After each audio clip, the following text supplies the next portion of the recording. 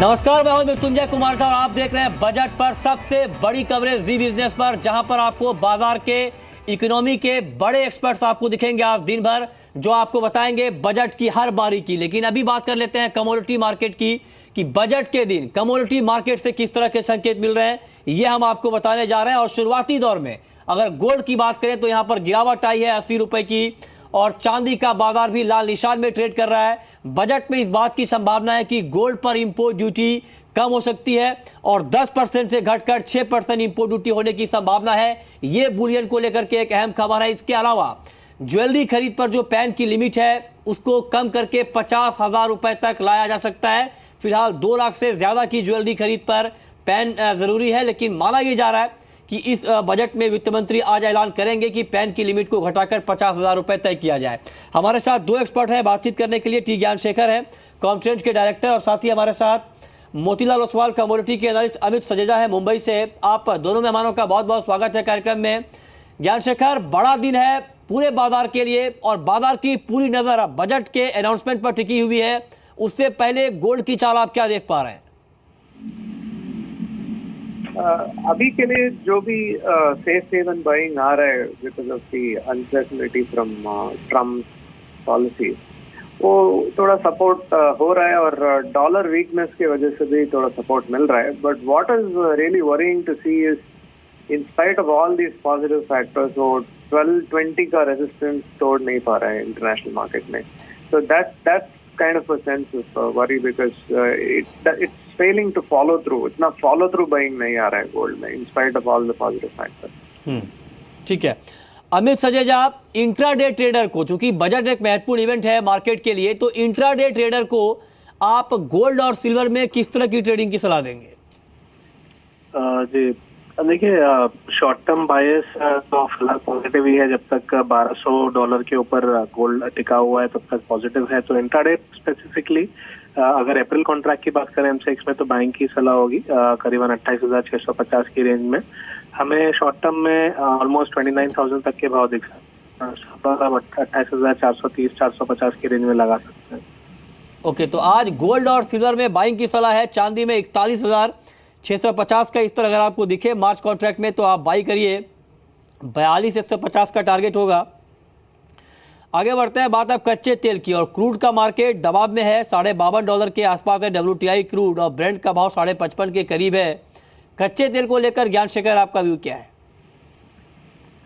देखिए, कच्चे तेल में एक रेंज बाउंड ट्रेड हो रहा है अभी, and I think that is going to continue because एक तरफ से जो आउटपुट कट हुआ है and there has been very good adherence, around 80% has been adhered to, meaning उतना आउटपुट कट तो हुआ है clearly. There has been some surveys which are indicating that. But at the same time, the supplies are increasing in the US, so that is that's putting a cap.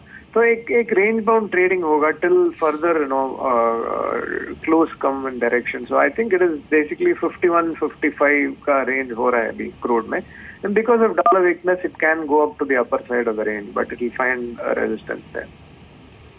Okay. तो ठीक है, इस पर आप नजर रखिए। और मेटल मार्केट में आपकी टॉपिक आज के लिए अमित क्या होगी, और कॉपर में स्पेशली क्या करना चाहिए? देखिए, कॉपर में हमने परसों की गिरावट के बाद कल एक काफी अच्छा खासा रिबाउंड आते हुए देखा है। मेरे हिसाब से जब तक 401.50 402 के लेवल होल्ड कर रहा है तब तक कॉपर बाय में रहना चाहिए। हमें शॉर्ट टर्म में हो सकता है दोबारा 408 से 410 तक के भाव दिख सकते हैं, तो मैं बाइंग की सलाह दूंगा शॉर्ट टर्म। जी ज्ञान शेखर, आज रुपए की जो शुरुआत हुई है वो मजबूती के साथ हुई है, क्या आउटलुक आप देख पा रहे हैं? डॉलर रुपये में इट हैज ब्रोकन सम की सपोर्ट्स, और जो ग्लोबल डॉलर सिचुएशन है उस हिसाब से यहाँ पे भी थोड़ा अप्रिसिएशन और होगा। मेरे ख्याल से 6750 या 6730 के रेंज तक होने का चांसेस है, but I am not expecting beyond that, क्योंकि उसके बाद FOMC है, अभी आज FOMC का डिसीजन है और नॉन फॉर्म पेरोल डेटा है फ्राइडे में. So these are all important data, and I don't think the market, even though budget is going to be good, or if the rupee appreciates, it might be limited.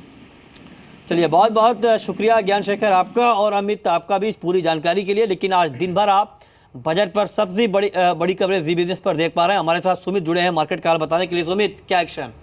Markets Mrityunjay आज अभी wait and watch की स्थिति देखने को मिल रही है। बाजार अभी वेट कर रहा है किस तरह के आंकड़े आएंगे, लेकिन हाँ इससे ठीक पहले अभी मारुति के नंबर्स आए हैं। शुरुआत उसी के साथ ही कर लेते हैं। मारुति के एक्सपोर्ट्स में करीब 44% की बढ़त देखने को मिली है और नंबर्स के बाद करीब 1.5% ऊपर मारुति का शेयर कामकाज कर रहा है।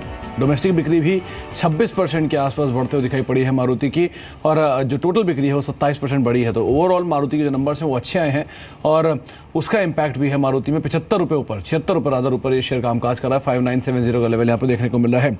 3 जानकार हमारे साथ मौजूद हैं।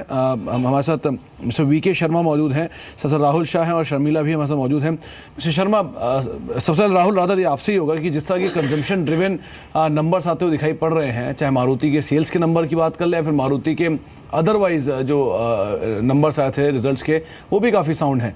कंजम्पशन ड्रिवन नंबर्स उतने खराब नहीं जितना अनुमान लगाया जाता है डिमोनेटाइजेशन में। आपको लगता है कि इम्पैक्ट एटलीस्ट इन स्पेस में या फिर कंजम्पशन ड्रिवन सेक्टर्स जो हैं वहाँ पे इतना मेजरली नहीं आया है, और शायद जो रिस्पाइट है वो इन सेक्टर्स को उतना ना आता हो दिखाई पड़े बजट में? I think absolutely right. I think मेरा मानना है कि जिस तरह से हमने देखे कि आंकड़े देखे, टू व्हीलर्स के भी आंकड़े देखे लास्ट मंथ में, और जो नंबर्स भी रिजल्ट्स भी आए, जिस कल बजाज ऑटो के नंबर्स भी आए, तो मेरे ख्याल से इन लाइन विथ एक्सपेक्टेशन आया। कोई काफ़ी मेजर कोई डिसअपॉइंटमेंट नहीं आया। तो मेरा मानना है कि कंजम्पशन ड्रिवन जो स्टोरी है अभी भी इंटैक्ट है। थोड़ा स्लो ज़रूर देखने को मिला है, but I think near term में मुझे लग नहीं रहा है कि कोई प्रॉब्लम है। जैसे आज मारुति के भी आंकड़े देखे तो मेरा ख्याल से इन लाइन इन एक्सपेक्टेशन ही है। तो मैं मानूंगा कि कंजम्पशन ड्रिवन स्टोरीज ये से जो है वो चलती रहनी चाहिए। टू व्हीलर्स में हीरो होंडा रहा, बजाज ऑटो रहा, और मारुति 4 व्हीलर्स में मेरे ख्याल से बिल्टअप चलता रहेगा। जी मिस्टर शर्मा, रूरल स्पेस को लेकर ये अनुमान लगाया जा रहा था कि बजट में बहुत बड़ा एलोकेशन हो सकता है, स्पेशली कंसीडरिंग अपकमिंग इलेक्शंस। आपका क्या मानना है, किस तरह के एलोकेशन हो सकते हैं, और अगर होता है तो क्या कमर्शियल व्हीकल स्पेस यानी कि जो ट्रैक्टर और बाकी रिलेटेड कंपनीज हैं उन पे फोकस करें, सीड पे फोकस करें, या फिर फर्टिलाइजर पे फोकस करें? कहाँ उससे ज़्यादा तवज्जो देने की ज़रूरत है? जी, मेरी सलाह निवेशकों को कि बजट के अंदर क्या आता है उसके ऊपर तवज्जो कम दें, और साल भर में जो यूएस के और इंटरनेशनल कमोडिटीज़ के जो प्राइसेस इधर उधर होने वाले हैं, करेंसी मूवमेंट होने वाले हैं, उस पर ज़्यादा तवज्जो दें। आज के लिए आप वॉलेटिलिटी को छोड़ भी दें तो कुछ आप मिस नहीं करेंगे। फिर भी मैं समझता हूँ कि इस सेगमेंट के अंदर जो ट्रैक्टर्स हैं उनके लिए माहौल अच्छा ही बनेगा, फर्टिलाइज़र कंपनीज़ के लिए माहौल अच्छा ही बनेगा, रूरल कंजम्पशन के लिए ऊपर भी आप पॉजिटिव चीज़ें ही पाएंगे।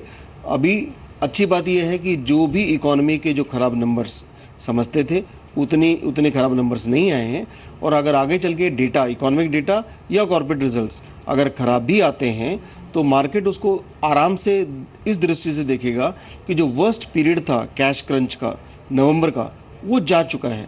तो ये जो नंबर्स हैं यहाँ से सुधर सकते हैं और बिगड़ेंगे नहीं।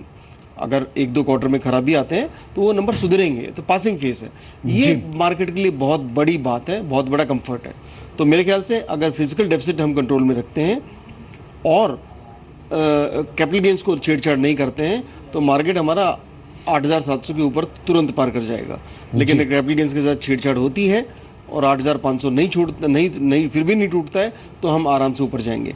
पर अगर कैपिटल गेन्स के साथ छेड़छाड़ हुई और 8,500 टूट गया तो थोड़ा सा समय लगेगा। लेकिन ये कोई भी कारण मेरे को एक बेयर बनने के लिए मजबूर नहीं कर सकता।